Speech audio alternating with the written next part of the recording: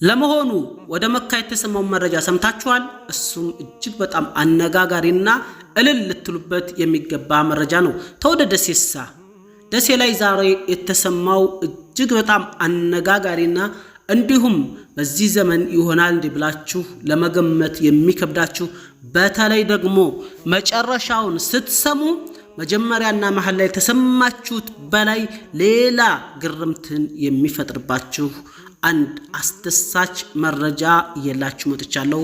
መካና ደሴ ላይ እንዲሁም የውሃ መጥለቅለቅ ተፈጥሯል። እሱንም በአጭሩ እየላችሁ መጥቻለሁኝ። ሰላም ልበላችሁና አጥር ምጥና አድርጌ ወደ ዛሬ አጫጭር መረጃዎች አልፋለሁኝ።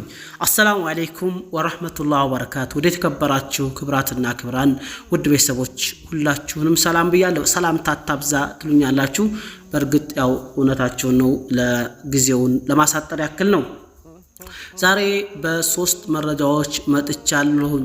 ሁለቱ ሆነው ያቃሉ ወይ ይሆናሉ ወይ ብላችሁ ራሳችሁ ላታምኑ የማትችሉት እጅግ በጣም አነጋጋሪ መረጃ ነው።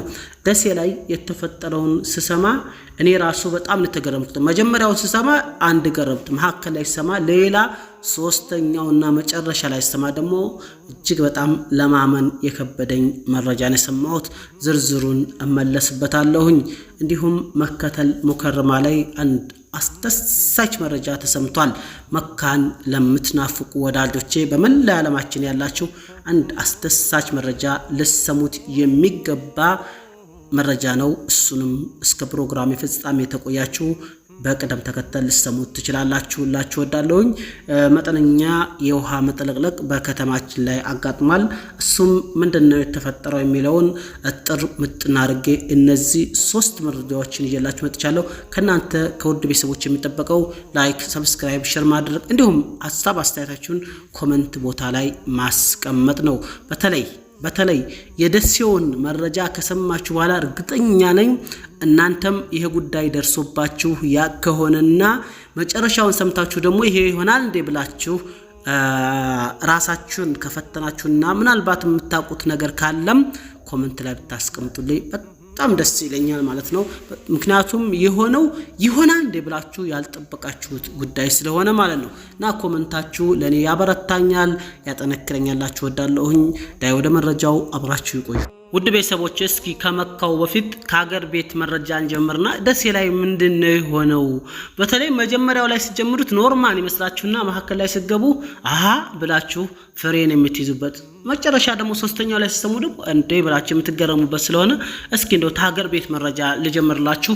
መካውም አንድ አስደሳች መረጃ ስለሆነ ሁለቱንም እንደምትሰሙት ተስፋ አደርጋለሁኝ። የውሃ መጥለቅለቁ ምንድነው ክስተቱ፣ ምንድነው የተፈጠረው የሚለውንም በመጨረሻ መረጃ ተሰሙታላችሁ ማለት ነው። ሁሉንም ግን ጥርጥር ያረኩኝ ፍሬ ሐሳቡን ነው የማቀርብላችሁ ማለት ነው። ከወደ ደሴ ነው ባለታሪኩ ሲጀምር እንዲህ ይላል። ወንድሜ ነው፣ ዘመዴ ነው፣ ወገኔ ነው፣ የሚያልፍልኝን ስራ አግኝቻለሁ እና ብር አበድረኝ አለ። እኔም የቤቴን ካርታ ሲዬ ተበድሬ አበደርኩት። ከዛን ቀን ጀምሮ ጠፋ አልተመለሰም።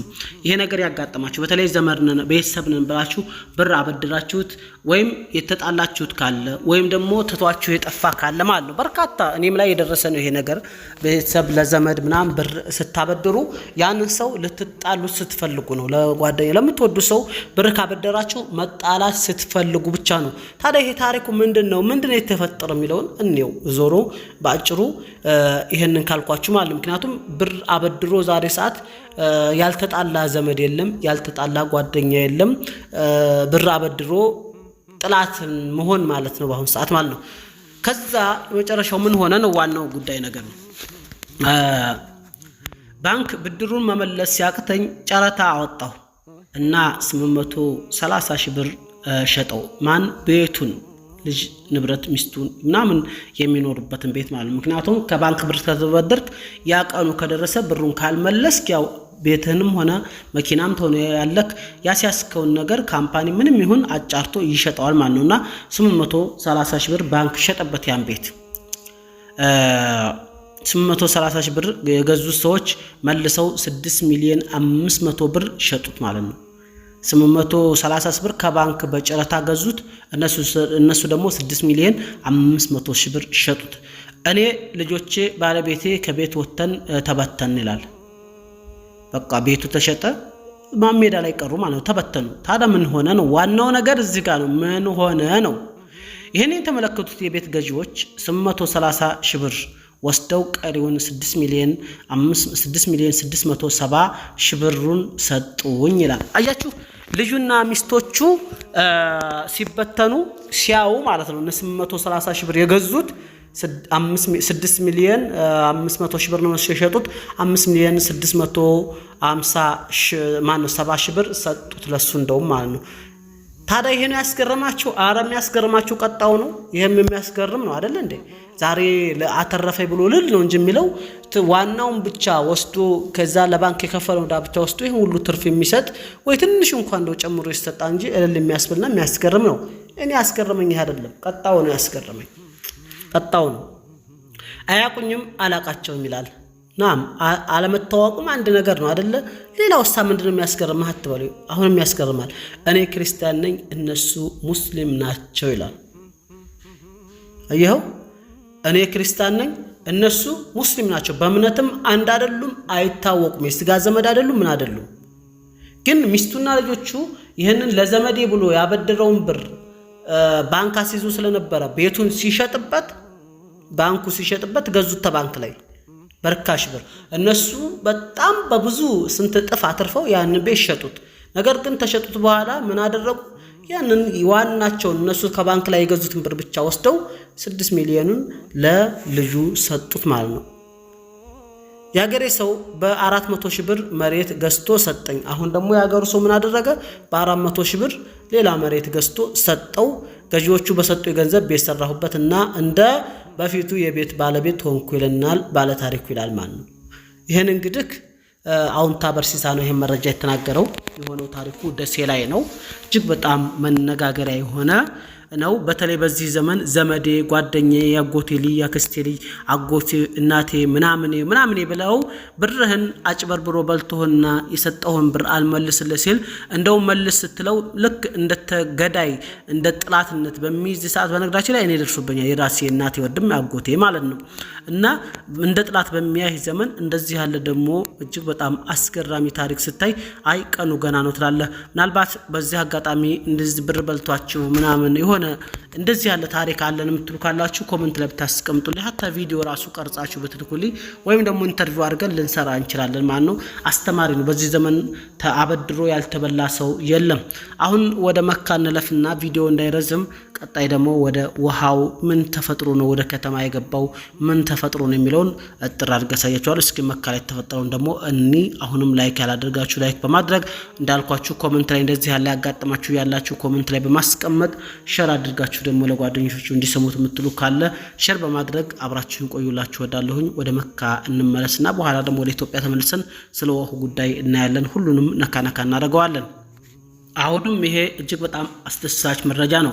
መካ የራሷ አየር ማረፊያ ኤርፖርት ሊኖራት ነው ይልሃል። አቢቢ ጅዳ መዲና ወርደህ ስትንከራተት የነበርክ መከተል ሙከረማ ላይ የራሷን ኤርፖርት ልታሰራ ነው ብሏል። ለሐጅም ሆነ ዑምራ ስንጓዝ ወደ መካ ለመሄድ ቀጥታ ሳይሆን ጅዳ አርፈን በባቡር ወይም በመኪና ሰዓትን መጓዝ ግድ ይለን ነበር። አሁን ግን ያ ድካም ታሪክ ሊሆን ነው ይልሃል። ገብቶሃል አይደለ? ያ ድካም ታሪክ ሊሆን ነው። ለመካ መስጂድ ሐራም ተጓዦች እጅግ ቅርብ ሆነው አዲስ አየር ማረፊያ ግንባታ በይፋ ጸድቋል ይልሃል። የሳውዲ አረቢያ መንግስት ለሐጅና ዑምራ ተጓዦች ምቹ ሲባል በመካ አቅራቢያ አዲስ የአየር ማረፊያ ለመገንባት ማቀዱን አስታውቋል። በዚህም ተጓዦች በቀጥታ ወደ መካ በመብረር ያለምንም እንግልት ወደ መስጂድ ሐራም መድረስ ይችላሉ ይልሃል ማለት ነው። ስለዚህ መከተል ሙከረማ አንድ የአየር ማረፊያ ሊገነባ ነው። እንኳን ደስ ያላችሁ። አላህ እኔንም እናንተንም ይወፍቃችሁ። በተለይ ዑምራ ቤተሰቦቻችሁን ለማድረስ የምትፈልጉ በጣም ነገሩ እየተመቻቸ በጣም ከምንፈልገው በላይ ጀንሶች አሁን ለመጪው ዑምራ ማለት ከሐጅ በኋላ እጅግ በጣም እያበጃጁልን እየተፈራረሙ ተጥሩ ድርጅቶች ጋር ማለት ነው። ኢንሻአላህ አብረን ዑምራ እንሄዳለን ቤተሰቦቻችንን ያዝን በአላህ መልካም ፍቃድ። አሁንም ወደ ቀጣይ መረጃ እንለፍ እላችሁ ወዳለሁኝ። እዚህ ጋር ደግሞ ጉዳያችን ወደ አዲስ አበባ ተመልሰናል። የአዲስ አበባ ውሃና ፍሳሽ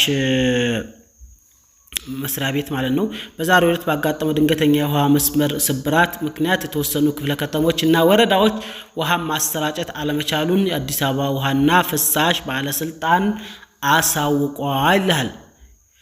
ውሃ መስመሩ ስብራቱ ያጋጠመው አዲስ አበባ ተለምዶ ሀና ሰፈር ተብሎ የሚጠራ አካባቢ ነው። እዚህ ጋር አንድ ነገር ልንገራችሁ። አሁን ውሃ ምናልባትም ተሰብሯል ትላላችሁ፣ ግን በየከተማው እንደው ይሄን በተለይ ቪዲዮ የሚደርሳችሁ አንዳንድ ባለስልጣኖች ትኖራላችሁ። ይሄን ቪዲዮ የማይሰማው ሰው የለምና እንደው ውሃ ጥፍት እያለ አይደል በየቦታው። አገራችን ጨፌ ነው። አሁን ለምሳሌ ዙኛ ጋር ወሎ ከሚሴ ላይ አሁን ወልታች የውሃ ቦታ ነው፣ ጨፌ ነው። ውሃው አይሏቸው ቱቦን እስከሚሰብርባቸው ድረስ ነው። ግን ውሃውን ያጠፉታል አውቀው ማለት ነው። እና በየቦታው አዲስ አበባም ላይ ውሃ 3 ቀን አራቅ የሚጠፋበት አለ በየቦታውና ይሄን እንደው ልብ ብትሉት ሳይጠፋም ውሃ አታጥፉ። ውሃና ማብራት ላይ ያለ ችግር ምን እንደሆነ አላውቅም። እዚህ ሁለቱ ተቋም ላይ በጣም የሆነ ችግር አለ። ሁለቱ ውሃና ማብራት ላይ ያጠፉታል። እንትን አይሉትም። ውሃውንም ውሃ ያለ እኮ ነው። ውሃው እኮ እየፈሰሰ ቱቦውን እኮ ዘንጥሎ እየፈሰሰ ያለ እኮ ነው። እንደዚህ እየፈሰሰ ያለ እነሱ ያጠፉታል። ማብራትም እንደዚሁ እንደውም በቃ ምንም ሳይበላሽ ራሱ ጥፍት የሚያረጉበት አጋጣሚ አለ። ምን እንደሆነ ችግር አንድ የሆነ ችግር አለ። ያ ችግርም እንደሆነ አላቅም። ዛሬ መረጃ ይሄን ይመስላል። ያው ጥር ላርግላችሁ ብዬ ነው። ጽሁፉ ብዙ ነው ጉዳዩ ምናምን አተታለው፣ ግን ውሃና ማብራት ላይ በጣም ችግር አለላችኋለሁ። ሌላኛውና የመጨረሻው ሳልነግራችሁ የሚሄደው ቤትና ቦታ የምትፈልጉ አናግሩኝ። ጥሩ ቤት አቅርብላችኋለሁ። ጥሩ አቅም ያላችሁ እንዳቅማችሁ ባዶ ቦታ የምትፈልጉ ባዶ ቦታ፣ ቤት ቀለል ያለ ቤት የምትፈልጉ ቀለል ያለ ቤት፣ ቪላና ፎቅ የምትፈልጉ ካላችሁ ቪላና ፎቅ አሪፍ ቤቶችን አቀርብላችኋለሁ። አሎ ጀማል ማለት ብቻ ነው። ስልክ ቁጥሬን ኮሜንት ላይ ሸርታለሁ። በየቀኑ ገብታችሁ ስልክ ቁጥሬን እዛ ላይ ታገኙታላችሁ። ዋትስአፕ ኢሞ ላይ ማናገር ትችላላችሁ። ወዳችኋለሁ። ላይ ተጠብቃችሁ። ሰላም አለይኩም።